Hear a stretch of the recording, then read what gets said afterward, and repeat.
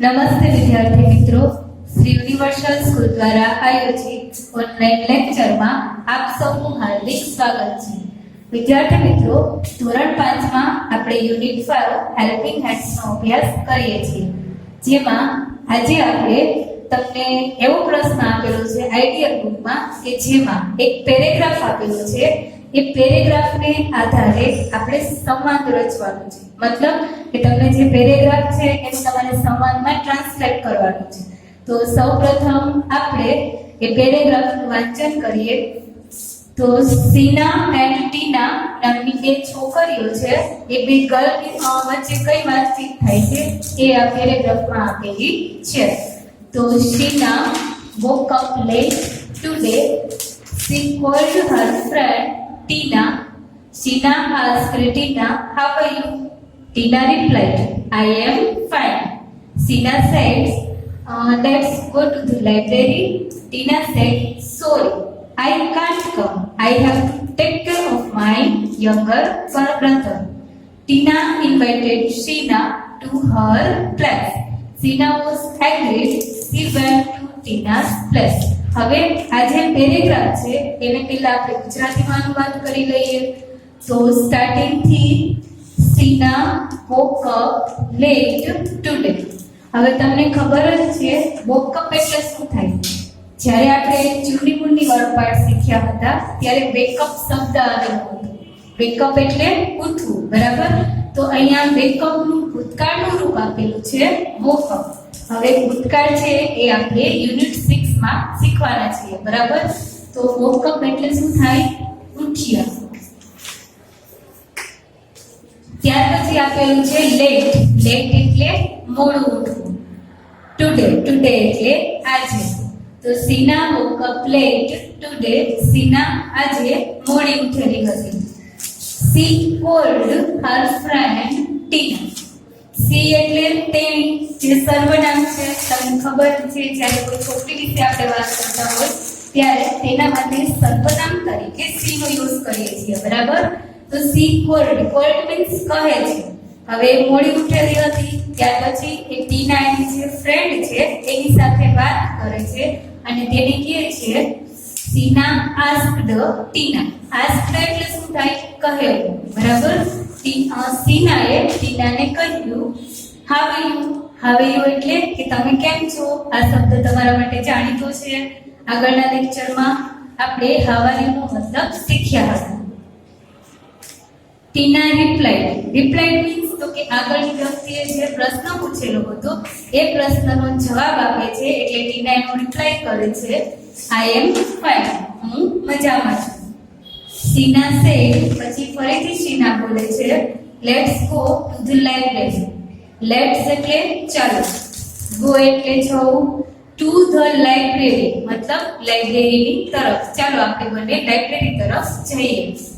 Tina said sorry I can't કમ. ટીના શું answer આપે છે? સેડ મીન્સ કહે છે. ટીના કહે છે સોરી, મને માફ કરી દે, આઈ કાન્ટ કમ. કાન્ટ શું છે? તો કે કેન નોટ નું ટૂંકું રૂપ છે, બરાબર? કેન નોટ એટલે કે એ કામ કરી શકે તેવી શક્યતા નથી. તો દર્શાવવા માટે આપણે ટુ બી ના રૂપ તરીકે શેનો ઉપયોગ કરીએ છીએ? Can not. તો આઈ કાન્ટ કમ એટલે હું આવી શકીશ નહીં. I have to take care of my younger brother. I have to take care. Take care એટલે તો તેની સાર સંભાળ રાખવી, ધ્યાન રાખવું. કોની વાત કરે છે? તો કે એનો યંગર બ્રધર. યંગર મીન્સ તો કે જે એના કરતા નાના ભાઈ બહેન હોય તે. તો યંગર બ્રધર એનો જે નાનો ભાઈ છે એનું ધ્યાન રાખવાનું છે, એટલે તે સીનાની સાથે લાઇબ્રેરીમાં જઈ શકશે નહીં. Tina invited Sheena to her place. પછી ટીના શું કરે છે? તો કે એની જે ફ્રેન્ડ સીના છે એને પોતાના પ્લેસ મતલબ કે તેના ઘરે બોલાવે છે. સીના વોઝ એગ્રીડ. સીના માની જાય છે. બંને વાંચવા માટે કઈ જગ્યાએ ભેગા થાય છે? તો કે ટીનાના ઘરે. She went to Tina's place. હવે જે સીના છે એ ક્યાં જાય છે? લાસ્ટમાં ટીનાના ઘરે. હવે આ આખો જે પેરેગ્રાફ હતો, બરાબર, એ જ પેરેગ્રાફને આપણે ડાયલોગ સ્વરૂપે લખવાનું છે. તો ડાયલોગ મીન્સ સંવાદ, બરાબર? તો સંવાદમાં શું હોય? તો કે જે સેન્ટેન્સ છે જે વ્યક્તિ બોલ્યું હોય એ વ્યક્તિના નામની સામે તમારે એ લખવાનું હોય છે. તો હવે આપણે પેરેગ્રાફ વાંચતા જઈશું અને જે વ્યક્તિ બોલ્યા હશે સેન્ટેન્સ અથવા શબ્દ એ શબ્દ એ વ્યક્તિના નામ સામે આપણે લખીશું. તો સૌપ્રથમ અહીંયા બે વ્યક્તિ હતી, કઈ છે? સીના એન્ડ ટીના, બરાબર?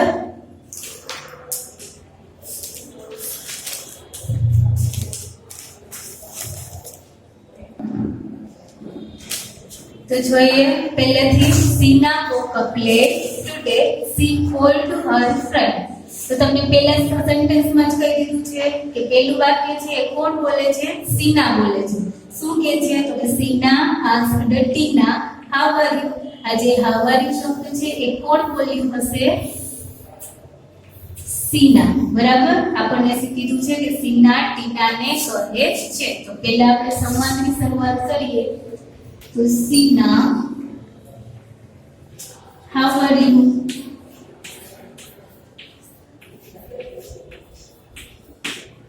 સૌપ્રથમ સીનાએ ટીનાને કહ્યું how are you, તમે કેમ છો? આપણે પેલું લખી નાખ્યું. હવે આગળ જોઈએ કે ટીના એ વાતનો જવાબ શું આપે છે. ટીના રિપ્લાય, મતલબ કે હવેનું જે સેન્ટેન્સ આવશે એ કોણ બોલતું હશે? ટીના બોલતી હશે. તો આપણે અહીંયા ટીના લખી નાખીશું કારણ કે હવે જે વાક્ય છે એ ટીના બોલે છે. ટીના શું કરે છે? જો ટીના રિપ્લાય આઈ એમ ફાઇન. આ જે વાક્ય છે એ કોણ બોલ્યું? તો કે ટીના બોલે છે. એટલે આપણે ટીનાના નામની સામે લખવાનું આઈ એમ ફાઇન. તો જો સીના said how are you. ટીનાએ પૂછ્યું તું કેમ છે? ટીનાએ આન્સર આપ્યો આઈ એમ ફાઇન, હું મજામાં છું. તો આપણે અડધું પેરેગ્રાફમાં બે સેન્ટેન્સ મળી ગયા. ત્યાર પછી આગળ જુઓ. સીના said let's go to the library. હવે જો આ વાક્ય બતાવેલું છે.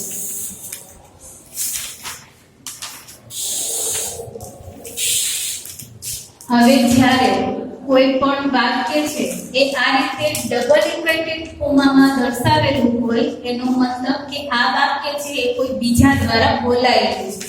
એમાં જે શબ્દ આવેલા છે એ કોઈ બીજાએ બોલેલા છે, બરાબર? તો અહીંયા જે let's go to the library આ જે સેન્ટેન્સ છે એ કોણ બોલ્યું હતું? તો કે અહીં આગળ શું આપેલું છે? સીના સેડ, મતલબ કે સીના કહે છે. તો આગળ આપણે સીનાના નામમાં એ લખવાનું રહેશે સીના બે ટપકા, જેને ઇંગ્લિશમાં કહેવાય સેડ, એટલે કે ટીમ સીના કહે છે let's go to the library, બરાબર? સીના સો પ્રશ્ન પૂછે છે let's go to the library. ચાલો આપણે લાઇબ્રેરીમાં વાંચવા માટે જઈએ. તો હવે ટીના શું આન્સર આપે છે એ જોઈએ. તો આગળ શું પેરેગ્રાફમાં ટીના સે, એનો મતલબ કે હવે પછીનું જે સેન્ટેન્સ છે એ કોણ બોલે છે? ટીના બોલે છે. તો સીના પછી આવશે ફરીથી પાછી ટીના સેડ, એટલે કે બે ટપકા, કારણ કે આપણે સંવાદ કમ્પ્લીટ કરવાનું છે. તો ટીના કહે છે નેક્સ્ટ જો sorry I can't come, I have to take care of my younger brother. હમણાં જ મેં તમને કહ્યું હતું કે જ્યારે આ રીતે ડબલ ઇન્વર્ટેડ કોમામાં કોઈ સેન્ટેન્સ લખાયેલું હોય એ કોઈ વ્યક્તિ દ્વારા બોલાયેલું હોય છે, બરાબર? તો અહીંયા જે આ લખેલું છે એ કોણ બોલેલું છે? ટીના બોલેલી છે. એટલે આપણે સંવાદમાં એ જે આખું વાક્ય છે એ ક્યાં લખીશું? ટીનાના નામની સામે.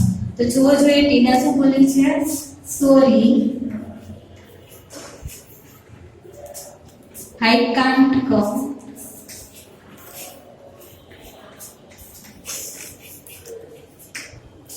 I can't come એટલે કે હું આવી શકીશ નહીં. હવેનું કારણ બતાવે છે કે લાઇબ્રેરીમાં વાંચવા માટે શા માટે નહીં જઈ શકીએ?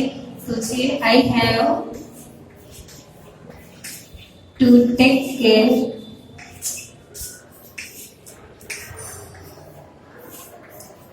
of my younger brother. ટીના જે આખું વાક્ય બોલી જોઈ લઈએ. Sorry, I can't come, I have to take care of my younger brother. હું તારી સાથે લાઇબ્રેરીમાં નહીં આવી શકું બીકોઝ, કારણ કે મારે ઘરે મારો જે નાનો ભાઈ છે તેનું મારે ધ્યાન રાખવાનું છે. આ જે સેન્ટેન્સ છે કોણ બોલેલું હતું? ટીના બોલે છે. ત્યાર પછી શું તમને આપેલું? ટીના ઇન્વાઇટેડ સીના. તો હવે જો ટીના છે એ શું કરે છે? તો કે સીનાને ઇન્વાઇટ કરે છે, આમંત્રણ આપે છે. કઈ બાબતનું? તો કે તેના ઘરે આવવાનું. બરાબર. હવે એના માટે કયા વર્ડ બોલેલી છે એ શબ્દ આપણને આપેલા નથી. તો વિચારો જોઈએ, ટીનાએ શું કીધું હશે સીનાને પોતાના ઘરે બોલાવવા માટે? તેને કીધું હશે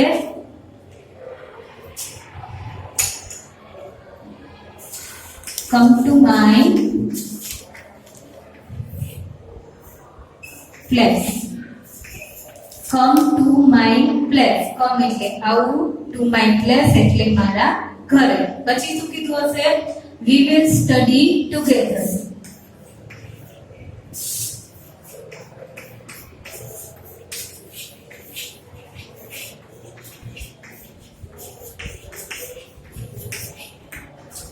વી એટલે આપણે, વિલ સ્ટડી એટલે અભ્યાસ કરીશું, ટુગેધર એટલે સાથે. આ જે શબ્દ છે come to my place, we will study together, એ આપણને આપેલા નથી. આપણને ફક્ત એક જ એવો ઇશારો કરેલો છે. શું કીધું છે? તો કે ટીના છે એ સીનાને ઇન્વાઇટ કરે છે. તો એ સમયે કયા શબ્દ બોલી હશે જે આપણે અંદાજે અહીંયા લખેલા છે? શું લખ્યું? તો કે come to my place, we will study together. જો એના ઘરે વાંચવા માટે જાય તે વાંચી પણ શકે અને એનો જે નાનો ભાઈ છે એનું તે ધ્યાન પણ રાખી શકે. બરાબર. ત્યાર પછી જો સીના વોઝ એગ્રીડ. એગ્રીડ મીન્સ તો કે સહમતિ આપવી. ટીનાએ જે વાત કરી એ સીના શું કરે છે? એની વાતે માની જાય છે. એટલે એની ઇંગ્લિશમાં શું કહેવાય? Agree. She went to Tina's place. પછી એ ક્યાં જાય છે? તો કે ટીનાના ઘરે. તો એની પહેલાનું જે સેન્ટેન્સ હતું એ શું હતું? સીના વોઝ એગ્રીડ એટલે કે તે માની જાય છે. અને હા પાડવા માટે શું બોલી હશે? તો એ આપણે અહીંયા લખીશું સીના સેડ. શું કીધું હશે એને? It's a good idea. It's a good idea. It's good idea એટલે કે સરસ આઈડિયા છે. બરાબર. એ આપણે બેને સાથે વાંચવું છે તો લાઇબ્રેરીમાં ન જઈ શકીએ તો આપણે તારા ઘરે વાંચીશું. પછી શું કહે છે? I will rich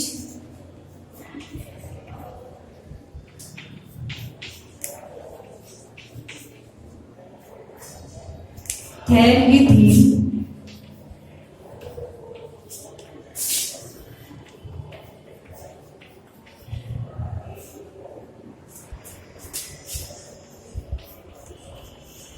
half an hour. પછી એ બોલે છે I will reach there within half an hour. એનો મતલબ શું થશે? કે હું હમણાં જ અડધી કલાકમાં, હાફ એન અવર એટલે કે અવર મીન હાફ મીન્સ અડધી કલાક. બરાબર. તો અડધી કલાકમાં જ હું તારા ઘરે પહોંચું છું. તો અહીંયા જે આપણો આખો જે ડાયલોગ છે એ કમ્પ્લીટ થઈ ગયો છે.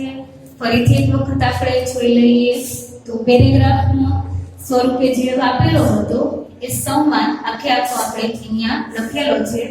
તો પહેલું સેન્ટેન્સ છે સીના સેડ હાઉ આર યુ. તો કેમ છે? ટીના સેડ ટીના કહે છે આઈ એમ ફાઇન, હું મજામાં છું. સીના સેડ્સ let's go to the library. ચાલો આપણે લાઇબ્રેરીએ જઈએ. Tina said sorry I can't come, I have to take care of my younger brother. Tina શું કહે છે? મને માફ કરી દે, આઈ કાન્ટ કમ, હું નહીં આવી શકું because I have to take care of my younger brother. મારે મારા નાના ભાઈનું ધ્યાન રાખવાનું છે. Come to my place, we will study together. તું મારા ઘરે આવી જા, આપણે અહીંયા બંને સાથે અભ્યાસ કરીશું. તો સીના એ વાત માની જાય છે. પછી કહે છે સીના સેડ્સ it's a good idea, I will reach there within half an hour. આ સરસ આઈડિયા છે, હું અડધી કલાકમાં જ હમણાં તારા ઘરે પહોંચું છું. તો વિદ્યાર્થી મિત્રો, આ જે પેરેગ્રાફ છે તમારી આઈડિયા બુકમાં આપેલો છે. તમને આવો પેરેગ્રાફ બીજો પણ આપી શકે કે જેને તમારે સંવાદ સ્વરૂપે કમ્પ્લીટ કરવાનું હોય. તો જ્યારે પણ તમે આ રીતે કોઈ પ્રશ્નને બટ લખવાનું હોય ત્યારે શું કરવાનું છે તો કે પેરેગ્રાફમાં તમને શું કહેવામાં આવેલું છે એ તમારે ધ્યાનથી વાંચવાનું છે, સમજવાનું છે, કોણ કયું વાક્ય બોલેલું છે એ યાદ રાખવાનું છે. ત્યારબાદ એને સંવાદનું સ્વરૂપ આપવાનું છે. આ પ્રશ્ન થોડો ડિફિકલ્ટ છે, છતાં પણ જો તમે પ્રેક્ટિસ કરશો તો તમને આ પ્રશ્ન સરળતાથી આવડી જશે. ત્યાર પછીનો પ્રશ્ન જોઈએ તો શું આપેલું છે તેમાં વ્યવસાયકારોના નામ યોગ્ય રીતે લખો. બરાબર, તમે ધોરણ 4 માં અભ્યાસ કરતા હતા ત્યારે પણ તમારે વ્યવસાયકારોના નામ આપેલા જ હતા, હેલ્પરના જે નામ છે તે. બરાબર, ધોરણ 4 માં પણ તમે આ પ્રશ્ન જોશો તો તમને કોઈ હેલ્પરનું નામ વ્યવસ્થિત ન આપેલું. જે નામ આપેલું છે એના જે અક્ષર છે એ આડા અવળા છે. તમારે શું કરવાનું છે, એનું સાચું નામ બોલાવવાનું છે. આવો પ્રશ્ન ધોરણ 4 માં પણ આવતો હતો તમારે, એટલે તમારા માટે આ જે પ્રશ્ન છે તો સાવ ઈઝી છે. બરાબર, અહીંયા તમને વ્યવસાયકારોનું નામ આપેલું હશે, એટલે કે એનું અંગ્રેજી નામ આપેલું હશે, જેના અક્ષર આડા અવળા છે તો તમારે તે નામને ઓળખવાનું છે, પ્લસ એની સાથે સાથે તેનું જે સાચો સ્પેલિંગ છે એ લખવાનું છે. તો પેલું જો OCDTOR, તો જો જોઈએ કો થી સ્ટાર્ટ થતો એવો કોઈ વ્યવસાયકાર છે. તમે આ કોઈ પેલા સ્પેલિંગ જ જોશો તો OCDTOR, પર TOR શબ્દ પરથી તમને કોઈ નામ કદાચ યાદ આવી છે. વિચારો જોઈએ આ કયો સ્પેલિંગ હશે. તો આપણે જોઈએ તો કદાચ ડોક્ટરનો સ્પેલિંગ હોવો જોઈએ. તો ડોક્ટરનો સ્પેલિંગ શું હોય? DOCTOR, તેમાં પાછળ શું આવે છે? TOR આવે છે. તો અહીંયા તમને D પણ આપેલો છે, પછી O છે, C છે, એનો મતલબ કે આ જે વ્યવસાયકાર છે એ કયો છે? ડોક્ટર. તો લખો અહીંયા DOCTOR, ડોક્ટર એટલે ડોક્ટર. આ એનું સાચું નામ થઈ ગયું. બરાબર, આ તો ઈઝી હતું એટલે તમે સરળતાથી ઓળખી જાઓ. પણ જો તમને સ્પેલિંગ આવડતા હોય તો તમને આ પ્રશ્ન સાવ સહેલો લાગશે. પછી જો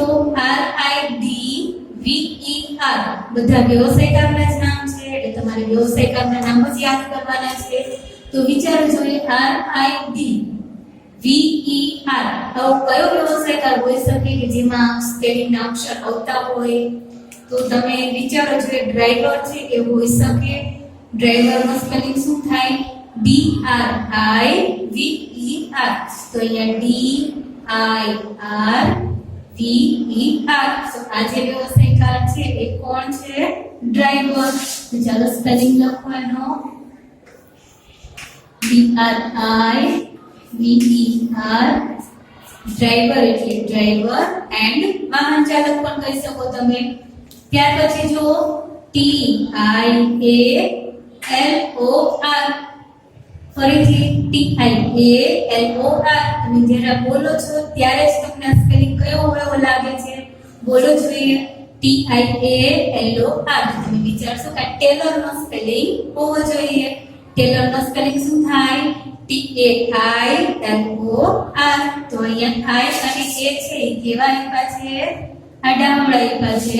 જેને વ્યવસ્થિત ગોઠવીએ તો TIALOR. જો જોઈએ આપણે સાચો સ્પેલિંગ લખ્યો નથી લખ્યો, કારણ કે આ બે અક્ષર હતા તો એમ નામ લખી નાખ્યા. શું બને? TIA નહીં પણ શું આવે? TAI. અંગ્રેજીમાં તમે જે નામ લખો છો અંગ્રેજી નામ, એમાં કમ્પલસરી જરૂરી છે કે સ્પેલિંગ સાચો હોવો જોઈએ. સ્પેલિંગનો એક પણ અક્ષર જો આડા અવળો થઈ જાય તો તમારો સ્પેલિંગ કેવો ગણાય? ખોટો. તો ટેલરનો સ્પેલિંગ શું બન્યો? TAILOR. ટેલર એટલે કયો વ્યવસાયકાર? દરજી. ત્યાર પછી જુઓ PTOTER. જો જોઈએ ફરીથી PTOTER કયો હશે? અહીંયા પાછળ TER આપેલું છે. એ જોતા તમને શું યાદ આવે છે? કયો હોય? તો કે પોર્ટરનો સ્પેલિંગ હોવો જોઈએ. પોર્ટરનો સ્પેલિંગ શું થાય?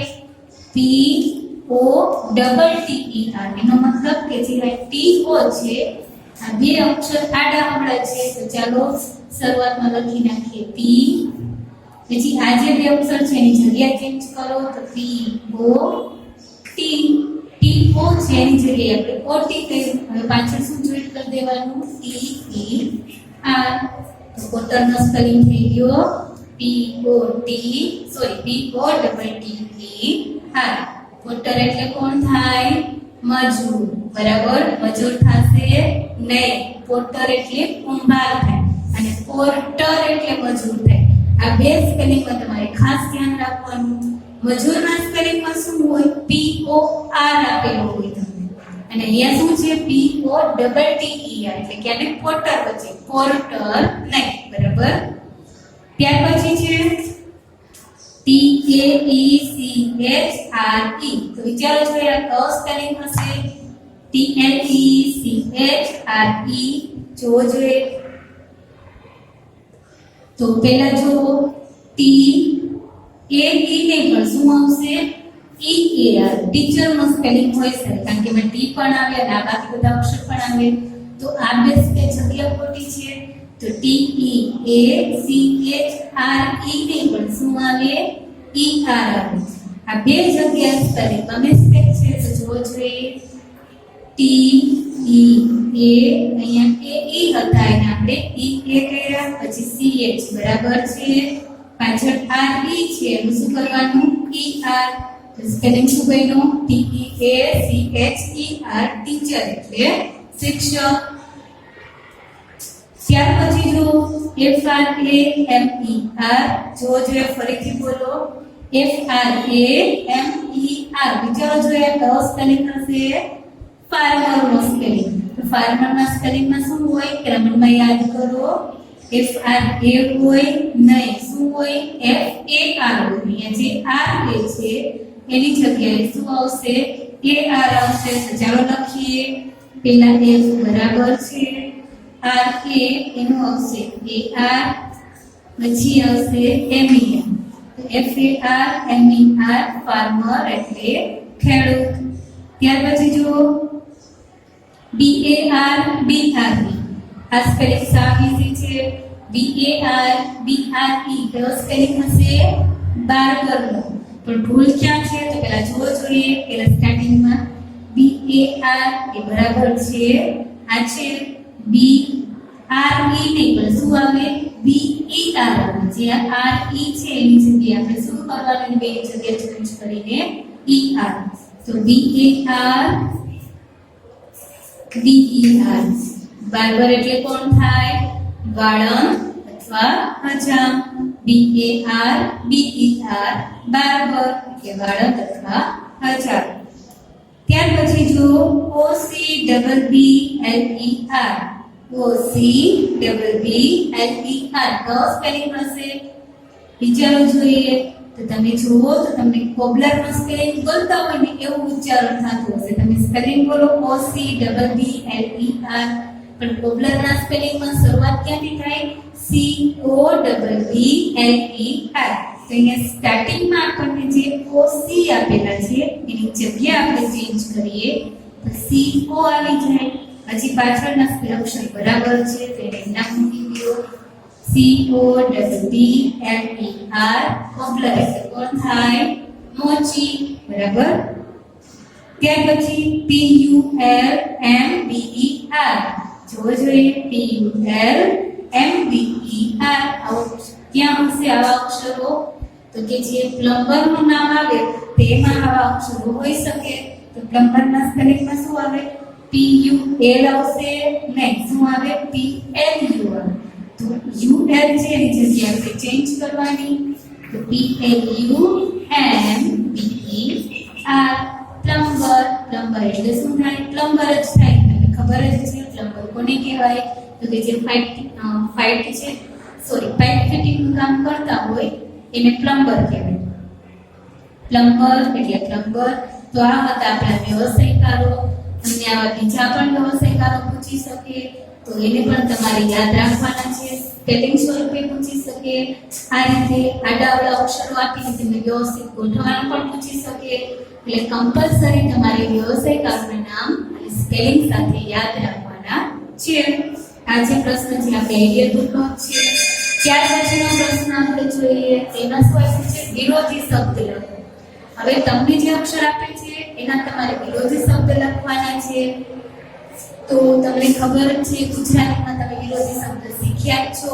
દાખલા તરીકે ડાબું હોય તો સામેનું ઓપોઝિટ વર્ડ શું આવે જમણું. નાનું તો સામેનું ઓપોઝિટ વર્ડ મોટું.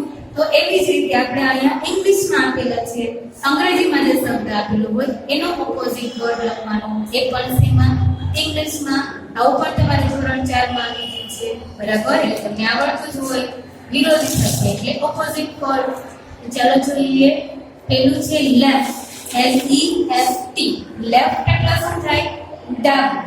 તો ડાબાનું ઓપોઝિટ શું હોય જમણું. જેને ઇંગ્લિશમાં શું કહેવાય રાઈટ. તો વિચારો જોઈએ રાઈટ નો સ્પેલિંગ શું છે RIGHT. રાઈટ એટલે જમણું.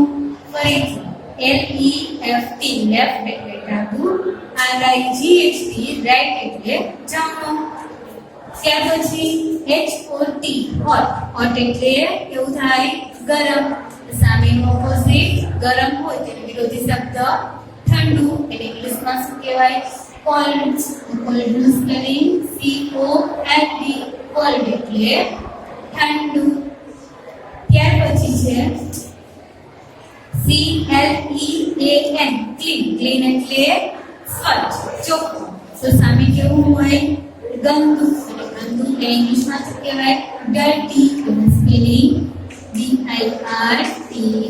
ડર્ટી એટલે ગંદુ અથવા અસ્વચ્છ. CLEAN ક્લીન એટલે સ્વચ્છ.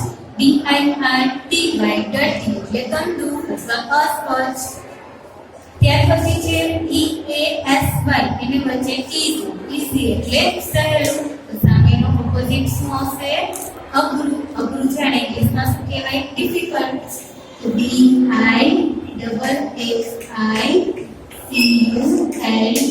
ડિફિકલ્ટ એટલે કેવું અઘરું. ઈઝી એટલે સરળ. ડિફિકલ્ટ એટલે કઠિન મુશ્કેલ અથવા અઘરું. કોઈ પણ વર્ડ યુઝ કરી શકો. ત્યાર પછી છે ફૂલ FULL ફૂલ એટલે આખું બરાબર. જે છેલ્લો છેલ્લો ભરેલું હોય ઇંગ્લિશમાં શું કહેવાય ફૂલ. તો જે અડધું હોય એને તમે અડધું ને પણ ખાલી હોય ને અડધું. તો ફૂલ તો આખું. તો સામે કેવું હોય ખાલી. ખાલી છે ઇંગ્લિશમાં શું કહેવાય એમ્પ્ટી. એમ્પ્ટી એટલે ખાલી. આખું તો સામે તમે અડધું લખો હોય તમે શું લખી નાખો હાફ બરાબર. તો ફૂલ એટલે આખું. એમ્પ્ટી એટલે ખાલી. ત્યાર પછી છે હેપી. હેપી એટલે ખુશ. તો સામેનું ઓપોઝિટ સેડ. સેડ એટલે કેવું થાય દુઃખી. તમે બધા જાણો છો. ફરીથી એકવાર જોઈ લઈએ. લેફ્ટ એટલે ડાબું. એનો ઓપોઝિટ રાઈટ એટલે જમણું. હોટ એટલે ગરમ. એનો ઓપોઝિટ કોલ્ડ એટલે ઠંડુ. ક્લીન એટલે સ્વચ્છ. એનો ઓપોઝિટ ડર્ટી એટલે ગંદુ. ઈઝી એટલે સરળ. એનો ઓપોઝિટ ડિફિકલ્ટ એટલે કઠિન. ફૂલ એટલે ભરેલું. એમ્પ્ટી એટલે ખાલી. હેપી એટલે ખુશ. એન્ડ સેડ એટલે ઉદાસ બરાબર. આ જે બધા ઓપોઝિટ વર્ડ છે આપણે સેમેસ્ટર 1 માં પણ આપ્યા હતા. તો એમાં પણ તમે સેમેસ્ટર 1 ની તમારી પાસે સ્વા હોય તેમાં છે ફરીથી એક વખત જોઈ લેવાના છે. પ્લસ સ્પેલિંગ સ્વરૂપે તમારે તેને યાદ પણ રાખવાના છે. તો આજનો આ લેક્ચર આપણે આ પ્રશ્ન સાથે પૂર્ણ કરીએ છીએ. બાકીનો જે અભ્યાસ છે એ આપણે હવે નેક્સ્ટ લેક્ચરમાં કરીશું.